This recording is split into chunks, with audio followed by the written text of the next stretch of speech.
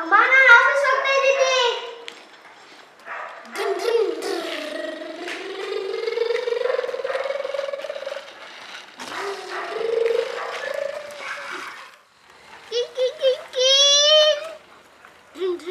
ಅಯ್ಯೋ full flyover traffic jam ಆಗೈತೆ.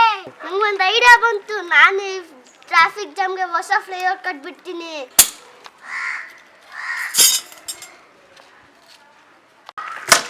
ಈ ಫ್ಲೈಓವರ್ ಕಟ್ಟಿದಾದ್ಮೇಲೆ ನಾನು ಆಫೀಸ್ ಬೇಗ ಹೋಗ್ಬೋದು.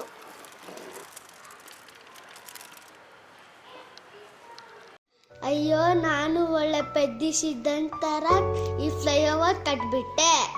ನಮ್ಮ ಟೀಚರ್ ಹೇಳಿದ್ದಲ್ವಾ, ಮರಗಳನ್ನ ಕಟ್ ಮಾಡಬಾರ್ದು, ಪ್ರಾಣಿಗಳಿಗೆ ಹಿಂಸೆ ಕೊಡಬಾರ್ದು. ಇನ್ಮೇಲೆ ನಾನು ಆಫೀಸ್ಗೆ 15 ಮಿನಿಟ್ಸ್ ಬೇಗ ಹೊರಡ್ತೀನಿ.